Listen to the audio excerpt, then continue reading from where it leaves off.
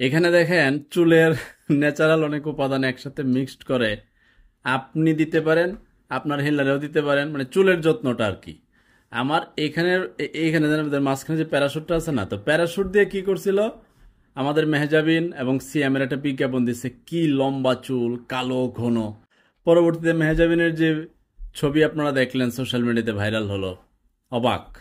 তো আপনি আপনার চুলকে ভালো রাখতে, কালো করতে, লম্বা করতে, চুলের গোড়া মজবুত করতে ন্যাচারাল উপাদান দিতে পারেন। ন্যাচারাল উপাদানের মিক্সড করে একটা নিজেই করতে পারেন। আপনি দেখেন এখানে আহ, মেহেন্দি পাতা চিনেন না? গোলাপের পাপড়ি, দুধ, কলা, ডিম, তারপরে কালো জিরা, মেথি, টক দই, ওই যে মধু দেখা যায়, হ্যাঁ, এই যে মধু, এসবের মিশ্রণে আপনি একটা উপাদান তৈরি করতে পারেন। কিন্তু ওই বিজ্ঞাপনের ফাঁদে পড়েন না। আমি বারবার বলছি, বাংলাদেশের যারা বিজ্ঞাপন দেয়, যত মিডিয়া তারকা আছে স্পেশালি বাংলাদেশে, ওরা মানগুণ যাচাই করে না, পয়সা দেয়, খেমটা তুলে নাচে। কিন্তু পৃথিবীর অন্য দেশের আর্টিস্টরা আপনার একটু সাবধান থাকে। আমি দক্ষিণের একটা নায়িকা, সম্ভবত তামিল নায়িকা, তার মুখে অনেক দাগ দেখবেন, তার নামটা আমার এই মুহূর্তে মনে আসতেছে না।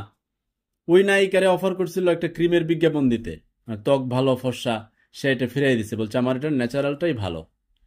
তো এই যে আপনি দেখবেন কত নায়িকা কত সাবানের বিজ্ঞাপন দেয়। আমার মনে হয় নায়িকা মৌসুমে একবার তিব্বতের বিজ্ঞাপন দিছিল কিনা সাবানের, একজন আমাকে কমেন্ট করছিল। আসলে কি নায়ক নায়িকারা সেগুলো ব্যবহার করে? করে না। কিন্তু এরা বিজ্ঞাপন দেয়, আর আমরা আপনারা কি করে বিজ্ঞাপনের ফাঁদে পড়া, আরে দারুণ তো। দারুণ না, এগুলো হচ্ছে তাদের পয়সাতে তারা নাচে।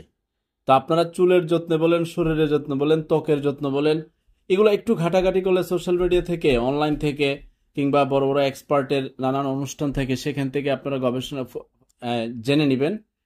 এখানে আমি শিখাইতে আসি নাই, আমি জাস্ট বিজ্ঞাপনের ফাঁদে না পড়ার জন্য বলছি। বিজ্ঞাপনের ফাঁদ থেকে বেরিয়ে নিজে দেখবেন। প্রয়োজনে নারিকেল তেলের জন্য আপনি নারিকেল বাজার থেকে নিয়ে এসে তেল উঠাই নেবেন, কোনো সমস্যা নাই। একটু 2টা টাকা হয়তো বেশি যাবে, কিন্তু ভালো থাকবে। কিন্তু কেমিক্যাল যুক্ত নারিকেল তেল যখন আনেন আপনি, কারণ প্যারাশুটে কি সম্পূর্ণ কেমিক্যাল আছে নাকি নাই যুক্ত, এগুলো আমার গবেষণা এটা প্রমাণিত না, আমি গবেষণা করিও নাই।